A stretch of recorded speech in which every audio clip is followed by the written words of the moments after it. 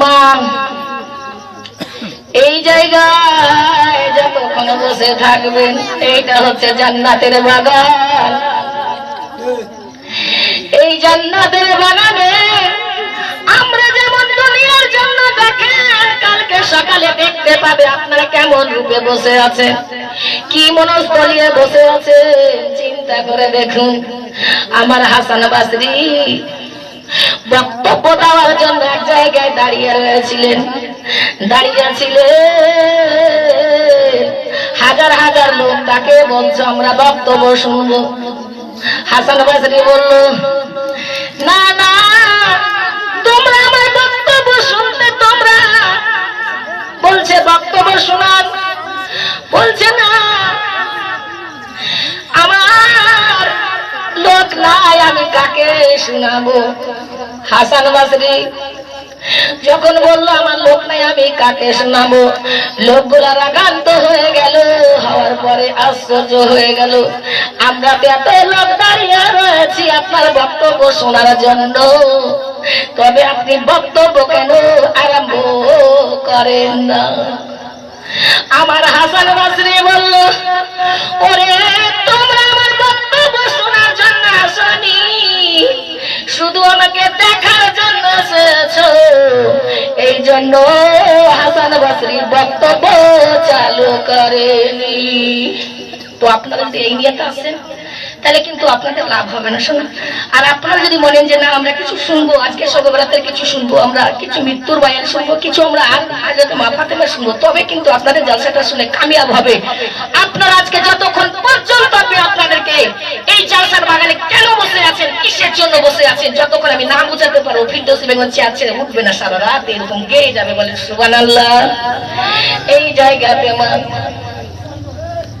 আজকে আল্লাহ এবং আল্লাহ রাসূলের ঘরে তাহাজ্জুদ নাযিল হয়েছে।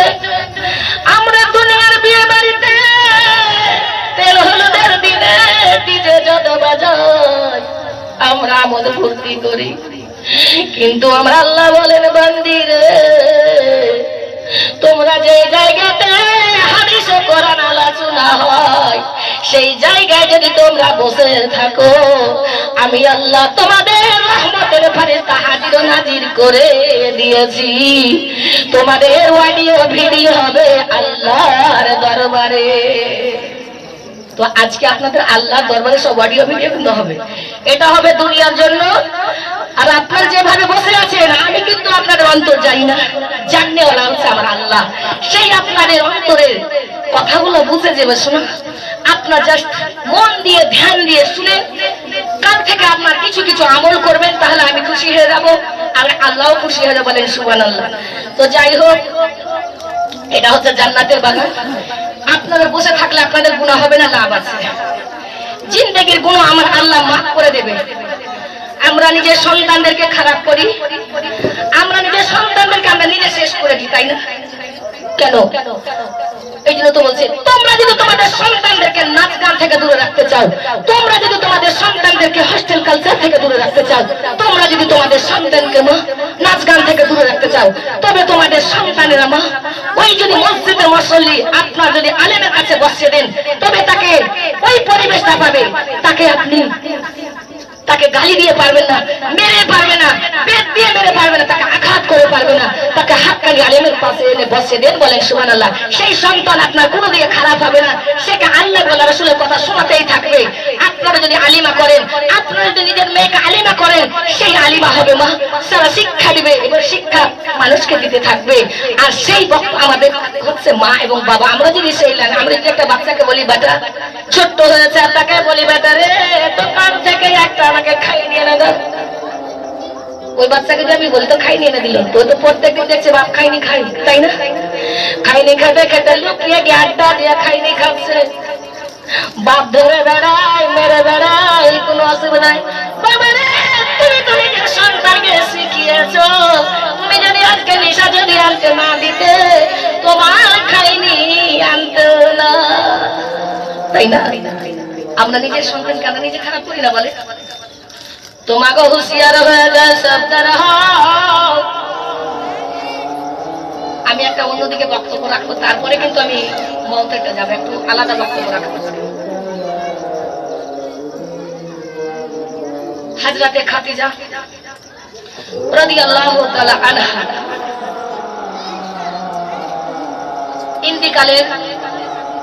ইন্তিকাল হয়ে গেছিলেন।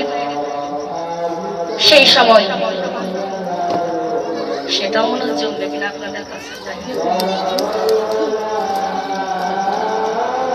তো আমার দয়ার রাসূল বললেন, সেই দিন ছিল আয়েশার ঘরে পাড়ি ছিল। আয়েশা সিদ্দিকা রাদিয়াল্লাহু তাআলা আনহার ঘরে তার বাড়ি ছিল। সেই রাতটা হলো শবে বরাতের 14 রাত। সেই রাত আমাদের জন্য উঠে গেছে, ওই চাঁদটা উঠে গেছে। ওই আপনার যেন বর্ণিত রয়েছে আয়েশা সিদ্দিকা রাদিয়াল্লাহু তাআলা আনহার ওই যে আপনাদের কবর জিয়ারত করা। হযরতে খাদিজাকে কেমন ভালোবেসেছিলেন শুনেন।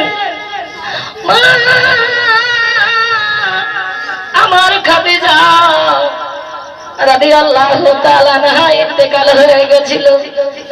আয়েশার ঘরে সেদিন পাড়ি ছিল। হঠাৎ যেন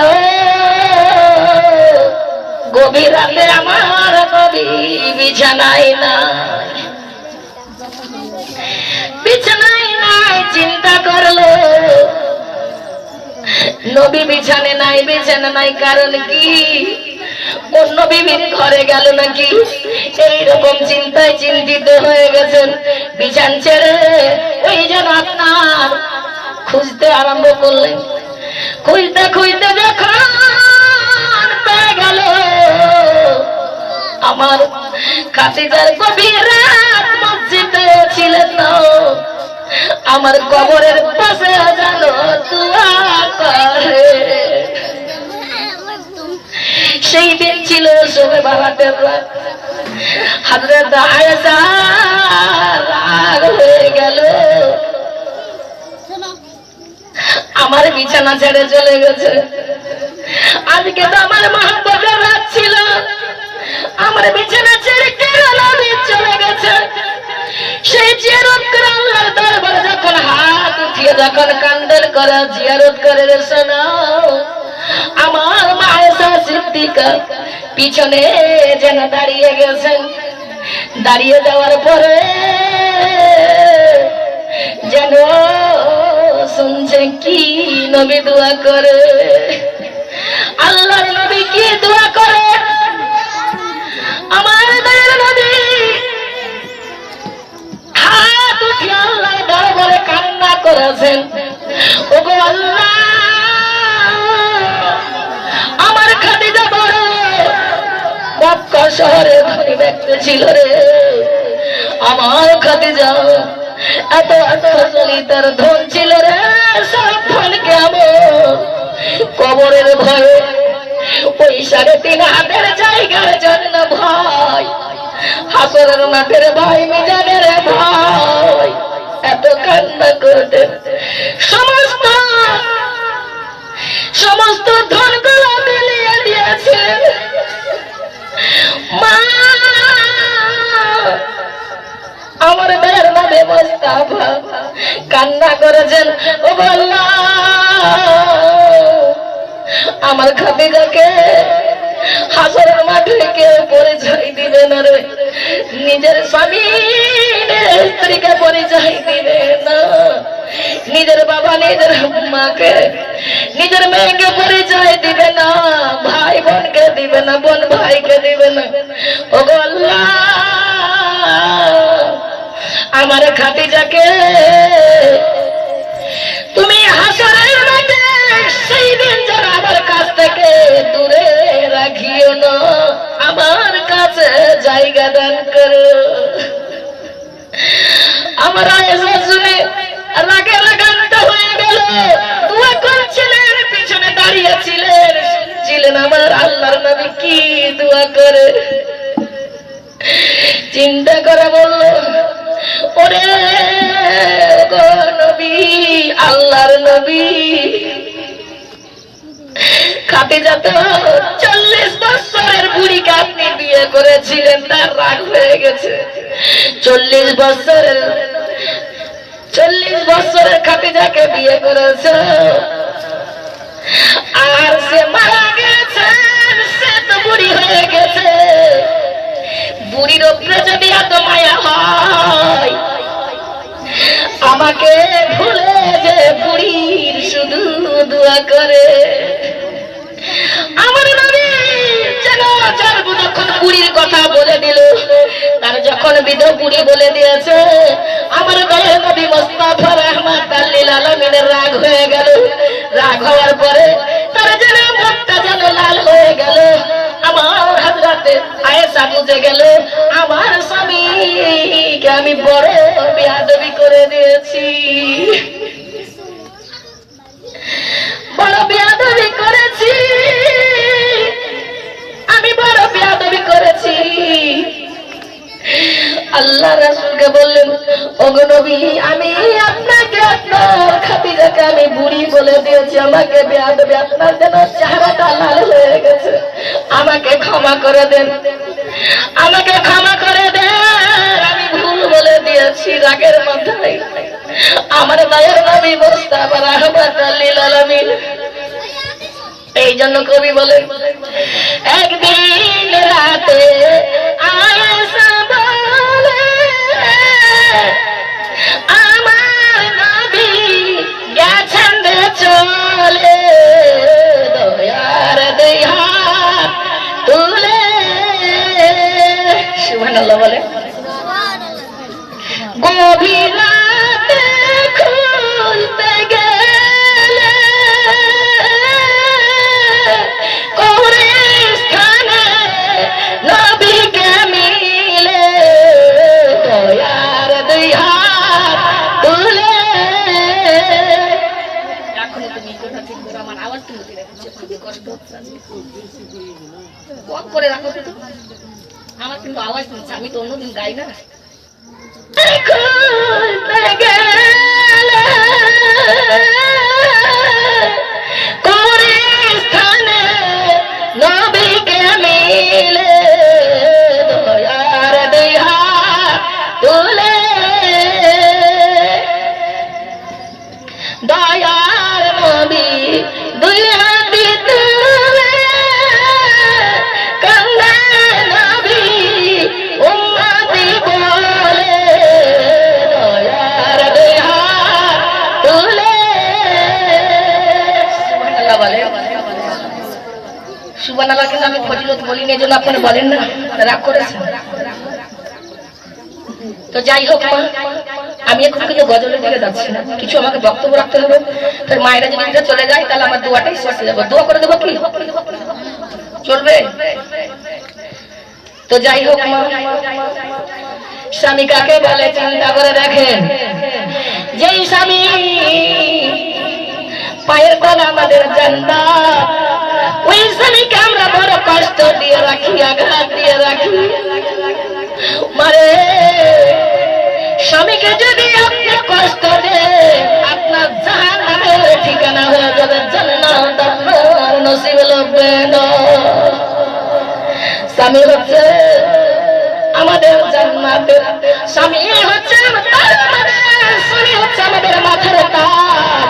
ওই মাথার তাজকে যদি আমরা হেলা করি, ওই মাথার তাজকে যদি আমরা উচ্চ বাচ্চ কথা বলি, আমরা সারা রাত জেগে জেগে যদি আমরা তাহাজ্জুদ পড়ি, আমাদের কোনো কাজ দেবে না। যেদিন আপনি মারা যাবেন, সেই দিন আপনার হাজার হাজার লোক মাটি দিতে যাবে, হাজার হাজার মাটি দিতে যাবে। আমার লোক দেখানো শুধু মাটি দেওয়া হবে, কিন্তু আপনার কারো মাটি দেওয়া কবুল হবে না। আমার আল্লাহ বলেন, ফেরেশতারা দেখো কি বলে, তার স্বামী কি দোয়া করে। সে যদি একবার দোয়া করে দেয়, আমি আল্লাহ কারেন্টের মতন তার দোয়া কবুল করে নি। ওই স্বামী যদি আপনার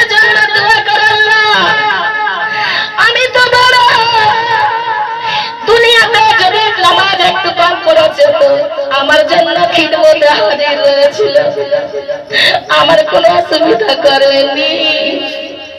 তবে শুনে না, আমার এমন খুশি রেখেছিল, আমি রাজি ছিলাম। ও আল্লাহ, আমার স্ত্রীকে আপনি জান্নাতে পৌঁছে দেন। আমার আল্লাহ ফেরেশতাকে বলেন, ফেরেশতারে আর দেরি করিও না, তার স্বামী তার স্ত্রীর জন্য দোয়া করে সন্তুষ্ট রয়েছিল। তার দোয়াটাকে আমার আল্লাহ কারেন্টের মতন কবুল করে নিল। মাগো, এই জন্য তো করে বলছেন, শুনে না মা বোনেরা ও কান্দিয়া,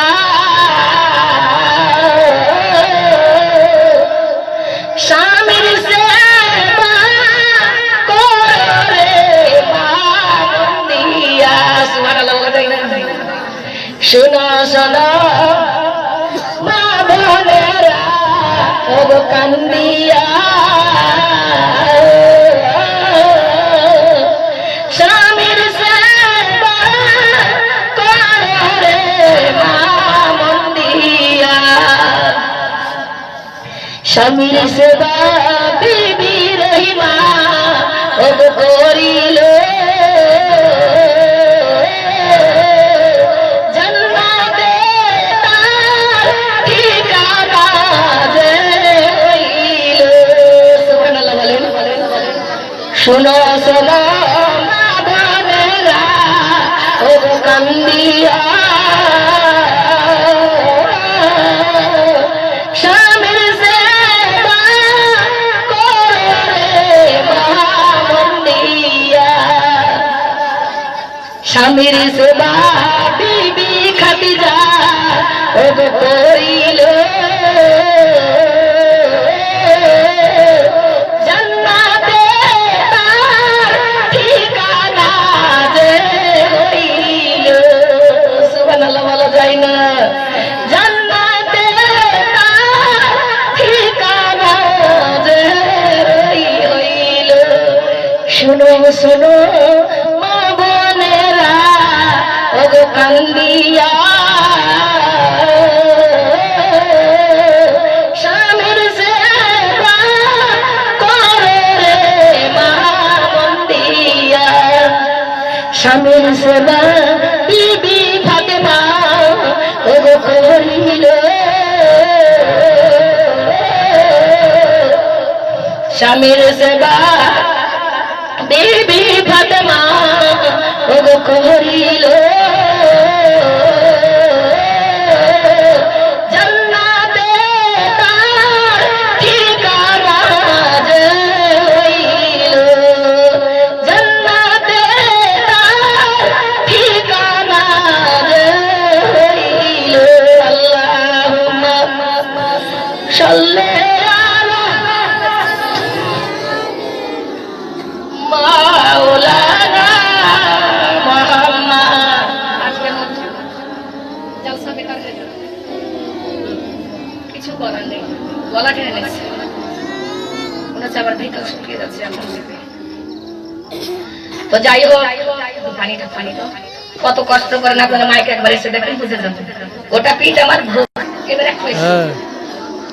একটু এসে ওয়ালা আলে সাইয়্যিদিনা মাওলানা মুহাম্মদ। আমরা তো মাইকে কথাগুলো অভ্যাস হয়ে গেছে, কোন টাকার বেড়াম ধরেন আমাদের অভ্যাস হয়ে গেছে। যেহেতু আমরা বললেই বলে দেবো যে আমি বলি সাহেব গাইতে, তখনই বলছি এই ঠিক নাই, আওয়াজটা টেনে নিচ্ছে। আর আমার তো আরো হচ্ছে। তো যাই হোক, আমি আপনাদেরকে একটা বক্তব্য দিয়ে, আমি কিন্তু অন্য লালে যেভাবে আমি তেলাওয়াত বক্তব্য রেখেছি সেটা আপনারা শুনবেন। তো যদি আপনার স্ত্রী শোনেন তাহলে আমি বক্তব্য বাড়িয়ে দেবো, না হলে কিন্তু আমি যেটা আয়াত পাঠ করেছি সেটা কিন্তু দেবো। শুনবেন তো ইনশাআল্লাহ? বলেন। তো যাই হোক, আপনারা একটু ধৈর্য সহকারে বসেন। তো মা একদিন মুসা আলাইহিস সালাম, মুসা নবী, আপনারা তো জানেন, প্রত্যেকের ইতিহাসের পাতায় পাতায় লেখা আছে, সবাই নাম শুনেছে। মুসা কালিমুল্লাহ সেই নবীর রাস্তা দিয়ে হেঁটে যাচ্ছিলেন। হাঁটার সময় একদিন যাচ্ছিলেন আল্লাহর সঙ্গে কথা বলার জন্য। কার সঙ্গে? আল্লাহর সঙ্গে কথা বলার জন্য তোর পাহাড়ে যাচ্ছিলেন। তো বলছেন একজন লোক ভদ্রলোক দাঁড়িয়ে আছে। তো বলছে মুসা তুমি কোথায় যাচ্ছ? তো বলছে আমি যাচ্ছি আল্লাহর সঙ্গে কথা বলতে। বলছে শোনো, আমার এত ধন রয়েছে, এত ধন রয়েছে, আল্লাহকে একবার আমার কথাটা বলে দিও, আমার ধন যেন কমে যায়। বলছে ঠিক আছে। আর একজন কিছু রাস্তাতে বলছে ওগো মুসা তুমি কোথায় যাবে? বলছে আমি যাব আল্লাহর সঙ্গে কথা বলার জন্য তোর পাহাড়ে। বল তোর পাহাড়ে আল্লাহর সঙ্গে কথা বলছে? হ্যাঁ। এমন দরিদ্র মহিলা বলছে মুসা কালিমুল্লাহ শুনে নেন, আমি এত গরিব রয়েছে, এত গরিব, এই গরিবের হালাত একবার আল্লাহকে বলে দাও, আমার আল্লাহ যেন আমাকে ঠিক পেট ভরে খাবার যেন খেতে পারি। বলছে ঠিক আছে বলে দেব। আর একজন শেষ মাত্রাতে যখন যাবে, একজন ন্যাংরা ফকির যার হাত নাই পা নাই সে বসে আছে। বলছে মুসা তুমি কোথায় যাবে? বলছে আমি আল্লাহর সঙ্গে কথা বলার জন্য যাব। কথা বলার জন্য? বলছে হ্যাঁ। বলছে আমাকে আল্লাহকে বলে দিও, আমি এত আমাকে রক্ষা করেছে, পা দেয়নি হাত দেয়নি, আমাকে রক্ষা করে বানিয়ে রেখেছে। আমি যদি এইখানে বসে থাকি আমাকে এইখানে রোদ্রে থাকতে হবে, কেউ যদি না আমাকে টানে আমাকে নাকে বুঝতে হবে। এইরকম অবস্থায় আমাকে আল্লাহ কেন পাঠিয়েছে? আমাকে কানা করেছে কেন? আমাকে হাত দেয়নি পা দেয়নি, আল্লাহ তো আল্লাহকে একটু বলে দিও। বলছে ঠিক আছে। আল্লাহর কাছে গেল, আল্লাহর সঙ্গে কথা বলা হলো। ও আল্লাহ আপনার সঙ্গে তো আমার কথাবার্তা হয়ে গেল। ও আল্লাহ আমাকে দরখাস্ত দিয়েছে, সেইটা একবার শুনে। বলছে বলো। বলছে একজন আমাকে ভদ্রলোক বললো আমার এত ধন, এত ধন যেন ধনটা কমে যায়, আমাকে এইভাবে দরখাস্ত করে দিয়েছে। বলছে তাকে বলে দাও আমার জন্য নামাজ না পড়ে, আমার জন্য বেশি বেশি জিকির না করে। একটু তোমার কাঁপছে, একটু তোমার এইভাবে তখন বলছে ঠিক আছে। তাকে বলে দেন নামাজ যেন আমার না পড়ে, বেশি বেশি তাসবিহ তাহলিল না করে, জিকির আজকার যদি না করে, তাহলে তার ধনটা কমে যাবে। আর একজনের কথা বলছে সে এত গরিব, সে যেন পেট ভরে খাওয়ারে হয়, এই জন্য আমার আল্লাহর কাছে আমাকে বিচার দিয়েছে। বলছে তাকে বলে দেন সে যেন বেশি বেশি নামাজ পড়ে, বেশি বেশি যেন আমাকে জিকির করে। বলেন সুবহানাল্লাহ, তার জিতে বরকত দেব। আর একজন ন্যাংরার কথা বলল, আমার ন্যাংরা ভাইয়ের কথা যখন আমার আল্লাহ শুনলে, শোনার পরে বলছে ন্যাংরা একটা বলল যাও যাও মশারে আমার কথা তাকে বলে দেয়। তখন বললো এই ন্যাংরা এমন একটি ন্যাংরা করেছে যে নিজের হাতে খাবার খেতে পারে না, চলাফেরা করতে পারে না, নিজে মাত্র কিছু করতে পারে না, রোদ্রে তাকে বৃষ্টিতে ভিজে, মানুষ যদি সহযোগিতা না করে কেউ তাকে এইরকম অক্ষম করেছে, তার জন্য কি করে কি হবে? আমার আল্লাহ বলে মশারে শুনে না, শুনে না, জাহান্নামের এত বড় একটা ছিদ্র রয়েছে, ওই ছিদ্র দিয়ে যদি ওই জাহান্নামের আগুনটা চলে আসে, আমি ওয়াক্ষামকে আমি তাকে ছিদ্র বন্ধ করার জন্য রেখেছি। জাহান্নামের বড় ভয়ঙ্কর আগুন সহ্য করতে পারবেন না রে মা।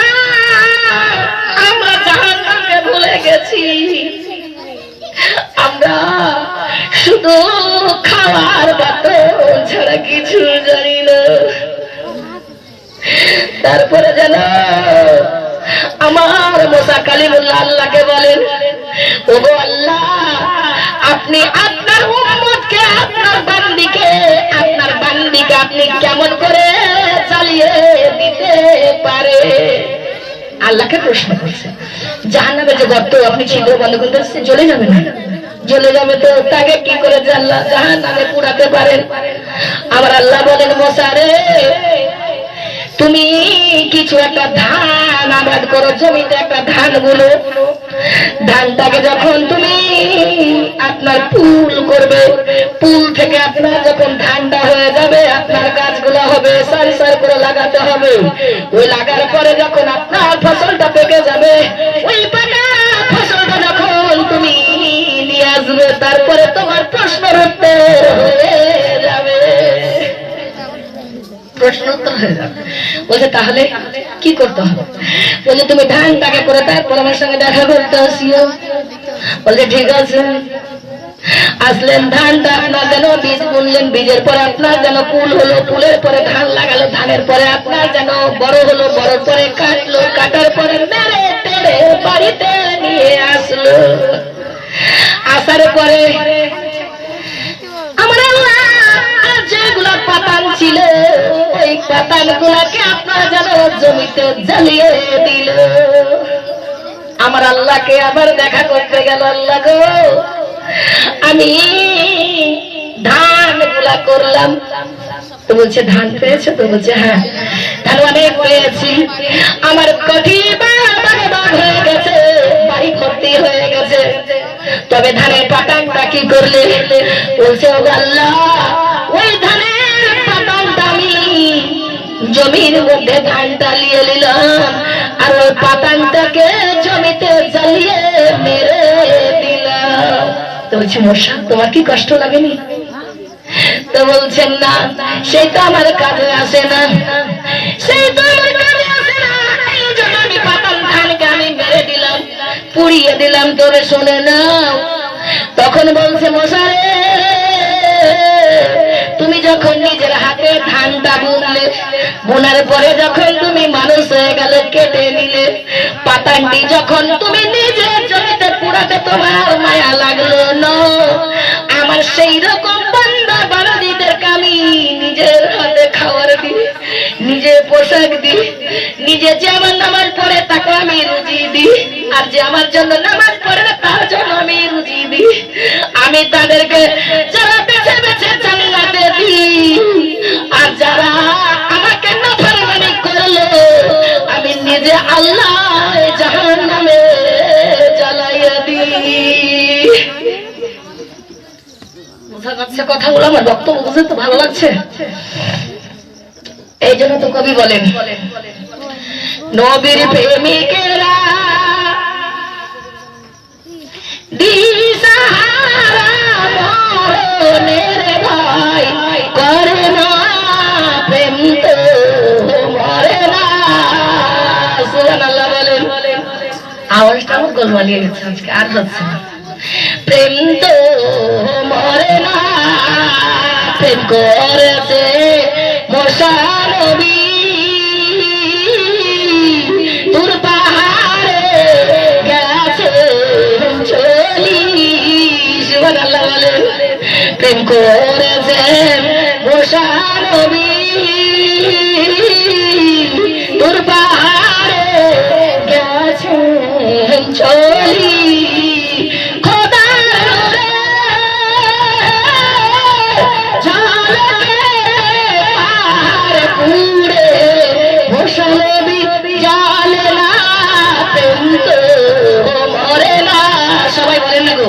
আপনাদের ভালো লাগে না?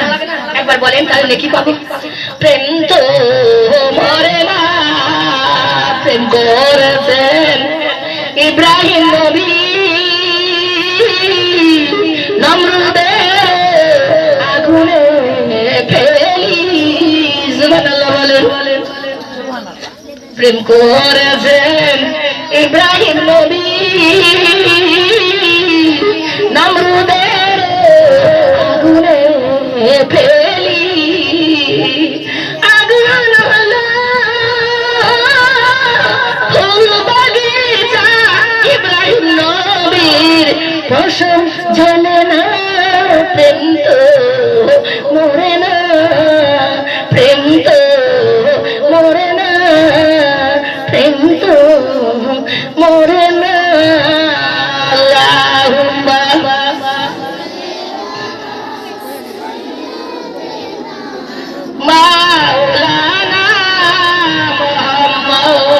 वाला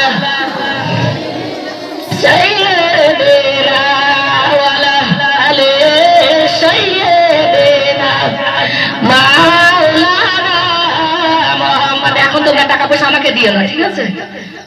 এখন কেউ টাকা পয়সা দিবে না, ঠিক আছে? আমার বক্তব্য শুনে যদি ভালো লাগে আমি নিজে তোমার জন্য চেয়ে নেবো তোমাদের কাছে। একটু তোমরা ধম ধরো, আমার বক্তব্য এখন ডিস্টার্ব করবে না, তোমরা নিয়ে থাকো। আমি জানি মাসুম চকের লোক মা বোনরাম দানি, পরে এটা বলা হবে আপনাদের দুয়ার আগে, আপনারা তারা উঠা বসা করবেন না, শুনেন আগে।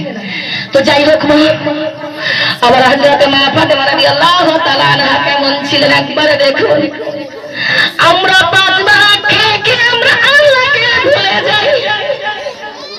আমার হযরত মা ফাতেমা কেমন ছিলেন রে মা, শুনে নাও শুনে নাও।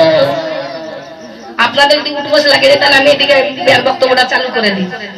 কি গো আপনারা তো লড়াচড়া শুরু করে দিয়েছেন, দোয়া করবো কি? যাই হোক, হযরত মা ফাতেমা রাদিয়াল্লাহু তাআলা আনহা কেমন ছিলেন, কষ্ট করে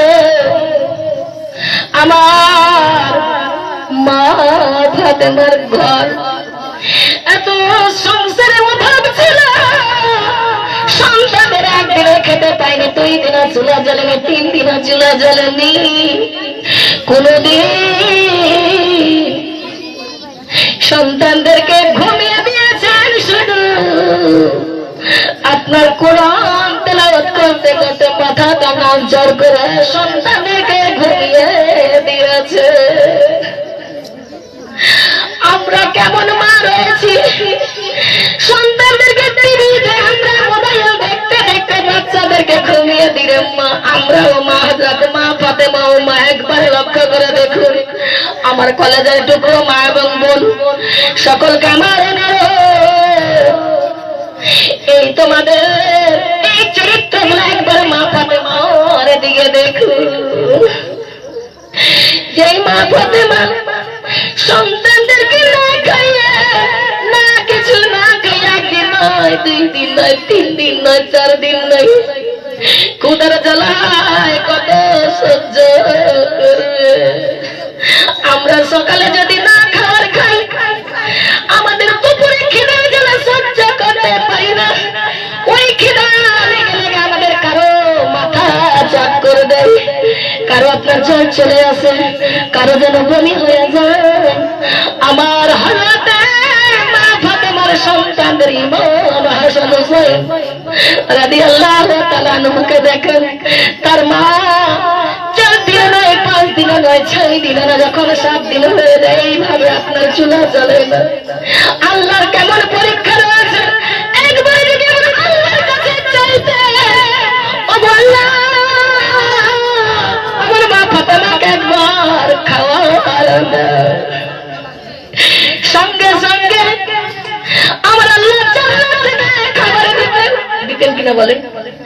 আমার আল্লাহর কাছে খাওয়ার জন্য চাইনি, আপনার কিছুর জন্য চাইনি, শুধু